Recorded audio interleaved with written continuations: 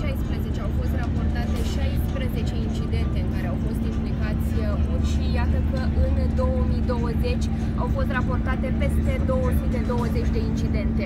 Situația este mult mai alarmantă în județul Brașov, acolo unde au fost raportate în 2016 27 de incidente, iar până în acest moment, de la începutul anului, în primele 6 luni, deja au fost raportate peste 430 de incidente.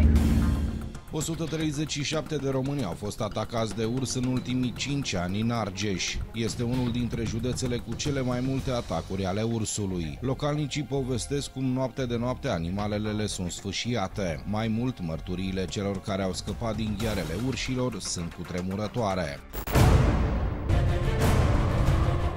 Mergeam cu oile pe o pădure, ursoi care era cu pui. Cauza puilor, a tăbărât pe mine.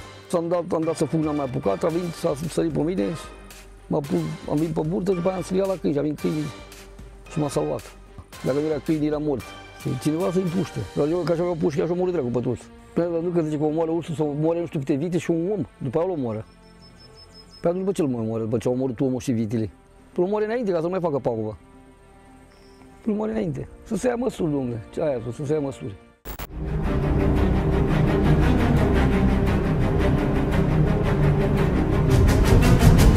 Cu groază povestesc oamenii cum au fost la un pas de moarte. Un bărbat din Argeș spune că a rămas șocat în momentul în care s-a întâlnit cu 2 urși pe un drum pe care îl străbătea aproape săptămânal. A plecat dimineața împreună cu fiul său în drumeție, iar câteva ore mai târziu se zbătea între viață și moarte pe un pat de spital în comă. Cu băiatul meu mergeam pe un deal unde ne antrenam mereu înainte de a pleca pe munte. Are o față a dealului foarte abruptă, ceva cam genul moldovean.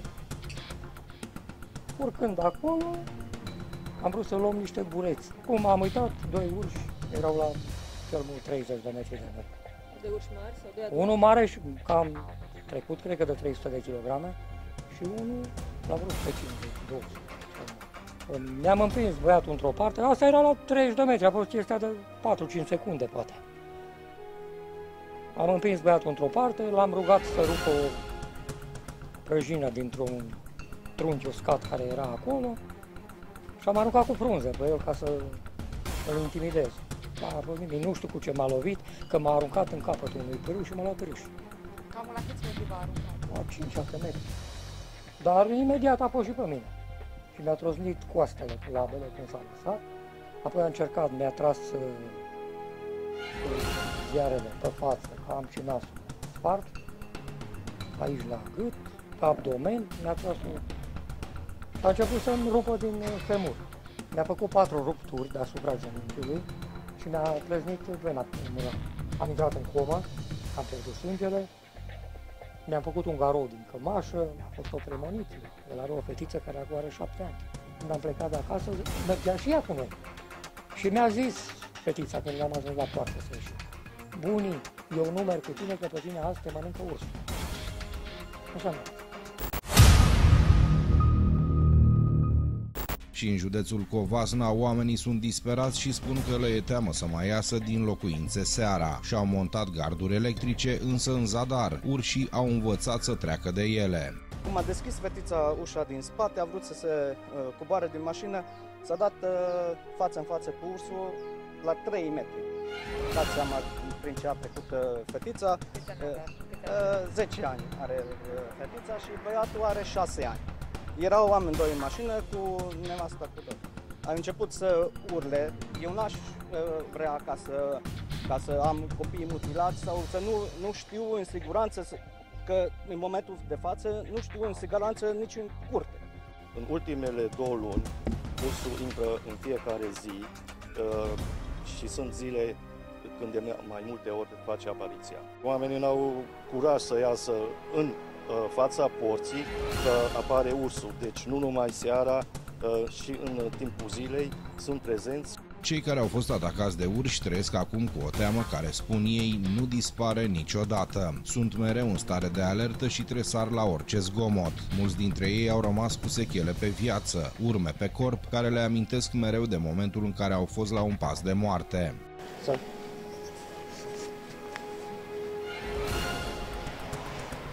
Asta e altul de. tot acela atac, da? Am agățat și cu gheara sau... Și cu gheara, și cu maxilare. Deci așa arată un om și caz mai fericit că a supraviețuit omul. În Băile Tușnad, la marginea drumului, sunt indicații despre cum procedăm dacă ne întâlnim cu ursul. Dacă observăm un urs, ne retragem încet și lăsăm să plece. Sau, dacă observăm ursul foarte aproape de noi, trebuie să ne oprim imediat și să ne îndepărtăm cu calm, fără mișcări bruște sau strigăte. Aceste afișe au fost puse aici după ce atacurile urșilor au crescut semnificativ, mai ales anul acesta. În Băile Tușnad, urșii coboară chiar și de mai multe ori pe zi. Oamenii se baricadează în case și pornesc gardurile electrice. De câteva ori pe noapte, ro-alertul se aude simultan din mai multe case. Îngroziți, locuitorii din Băile Tușnad aproape că nu mai dorm noaptea, cu teama de a nu cumva să se trezească cu ursul peste ei în curte. Am pus eu aici în spate un scaun. Nu m-am așteptat că intră și în casă aici. Și am auzit că eu dorm în al doilea dormitor de jos, că nu sunt cu picioarele, nu pot să mă urc sus.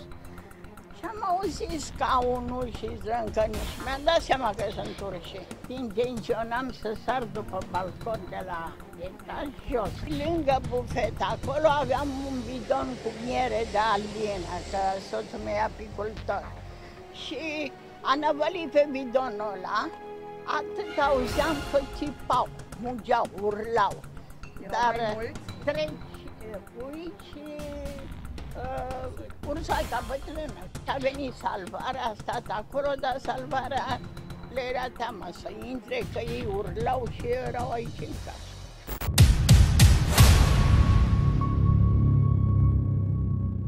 În comuna Bodog, ursul a reușit să treacă de gard și să ajungă inclusiv în curtea căminului de copii. Mai mult decât atât, autoritățile sunt aici în permanentă stare de alertă și spun că nu îi lasă pe cei mici să iasă din centru seara, în curte, aici, în curtea centrului. Mai mult decât atât, au încercat să monteze garduri electrice, însă iată că urșii reușesc să treacă și peste această măsură de protecție.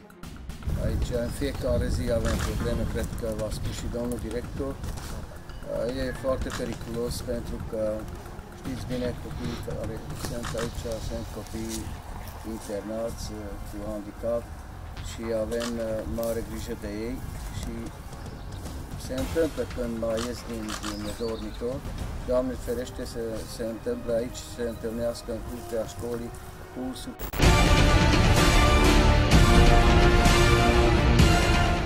Suntem în comuna Săcel, județul Harghita, iar oamenii pe care îi vedeți aici în spatele meu s-au strâns în curtea primăriei pentru a discuta despre atacurile urșilor. S-au săturat și spun că le este teamă să mai iasă din case.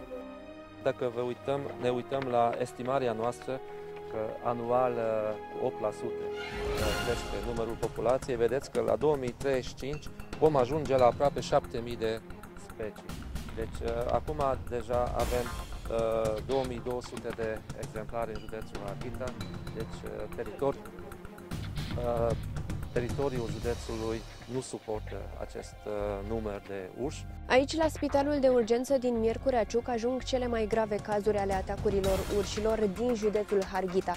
Însă angajații spitalului s-au trezit cu ursul fix în curtea spitalului, motiv pentru care conducerea a luat decizia de a monta aceste garduri electrice, tocmai pentru a se feri de atacurile urșilor. Chiar și așa, medicii sunt în permanentă stare de alertă și spun că încă de la începutul anului au avut o creștere semnificativă a persoanelor care s-au prezentat la spital după ce au fost atacate de urși. Am venit în spital acum 11 ani. În 11 ani am operat am operat peste 50 de pacienți care au fost atacați de urși și care au necesitat intervenții de chirurgie toracică.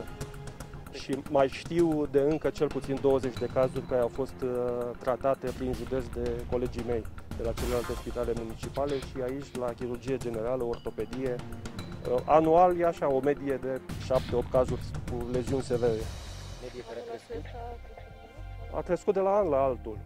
În 2010, când am venit, la sfârșitul 2010, începutul 2011, în 2011 am avut două cazuri.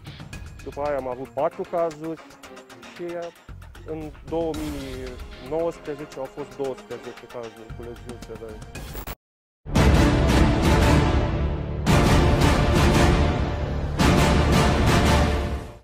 Guvernul a adoptat ordonanța de urgență prin care urșii pot fi capturați sau împușcați dacă devin agresivi cu oamenii. Chiar și așa, intervenția va fi una graduală, iar oamenii spun că pericolul le bate în continuare la ușă. Intervenția începe cu metoda îndepărtării. În cazul în care exemplarul îndepărtat prin alungare revine în mod repetat, echipa de intervenție poate tranquiliza animalul și îl poate reloca. În ultimă instanță, dacă metoda tranquilizării nu funcționează, animalul poate fi împușcat. Hrănirea urșilor în interavilan sau în apropierea localităților se va interzice cu orice scop. Hrănirea cu orice scop se va interzice și vor fi sancțiuni mai mari pentru cei care nu respectă aceste interdicții. Oamenii îngroziți de atacurile urșilor spun că aceste măsuri nu vor rezolva problemele. Deja a crescut semnificativ numărul de exemplare de urși, iar locuitorii din județele afectate trăiesc zilnic în continuare în teroare. În contextul în care atacurile urșilor continuă, oamenii sunt îngrijorați și spun că nu știu ce se va întâmpla de anul viitor. Dacă cele 4.000 de ursoaice vor livra câte 3-4 pui, atunci anul viitor vom avea undeva la 25.000 de exemplare de urși. O situație cu adevărat dramatică.